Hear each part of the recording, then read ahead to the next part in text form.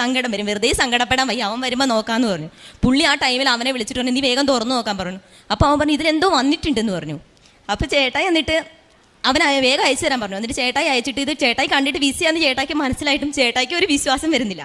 അപ്പോൾ പുള്ളി നേരെ ഏജൻറ്റിനെ അയച്ചിട്ട് ചോദിച്ചു, ഇത് വിസ തന്നെയാണോ? അപ്പോൾ പുള്ളി പറഞ്ഞു, കോളടിച്ചല്ലോ, 1% പോലും പ്രതീക്ഷയില്ലാതിരുന്നൊരു കാര്യമാണ് കേട്ടോ. കാരണം എല്ലാവർക്കും റിജക്ഷൻ വന്നു. IELTS ഇല്ലാണ്ട് ആരൊക്കെ സബ്മിറ്റ് ചെയ്തിട്ടുണ്ടോ അവർക്കെല്ലാം റിജക്ഷൻ വന്നു. എനിക്ക് മാത്രം പാസ്പോർട്ടിൽ വിസ അടിച്ച് വന്നേക്കണം. എന്നിട്ട് ചേട്ടാനെ വിളിച്ചിട്ടുണ്ട്, എടി നിനക്ക് വിസ വന്നെന്ന്. എനിക്ക് ആ സമയത്ത് വന്നിട്ട് എന്താ പറയുക എന്നറിയത്തില്ല. അതുവരെ ഞങ്ങളൊരു ചടങ്ങിന് വെച്ച് ചെയ്തുകൊണ്ടിരുന്ന കാര്യമാണ്. അറിയാണ്ട് എൻ്റെ വായിന്ന് പറഞ്ഞു, ഇത് കൃപാസന മാതാവിൻ്റെ മിറാക്കിൾ മാത്രമല്ല, അല്ലാണ്ട് വേറെ ഒന്നും അല്ല എന്ന്. എന്നിട്ട് ഞാനത് എല്ലാവരോടും പറഞ്ഞു. എല്ലാവരും പറഞ്ഞു, ഇതൊരിക്കലും പ്രതീക്ഷിക്കാത്ത കാര്യമാണ്, ഇത് മാതാവിൻ്റെ അത്ഭുതം മാത്രമാണെന്ന്. അതോടെ ഇതുവരെ ചടങ്ങായിട്ട് ചെയ്തുകൊണ്ടിരുന്നൊരു കാര്യങ്ങൾ ഞങ്ങൾ വിശ്വാസത്തോടെ ചെയ്യാനും തുടങ്ങി. മറ്റുള്ളവരിലേക്ക്, അതായത് മറ്റുള്ളവർ പറയുമ്പോൾ കുറ്റം പറഞ്ഞുകൊണ്ടിരുന്ന ഞാൻ ഇപ്പം അതേ മാതാവിന് വേണ്ടിയിട്ട് സാക്ഷ്യം പറഞ്ഞുകൊണ്ട് നടക്കുന്ന ഒരു അവസ്ഥയിലേക്കാണ് ഞങ്ങൾ എത്തിയിരിക്കുന്നത്.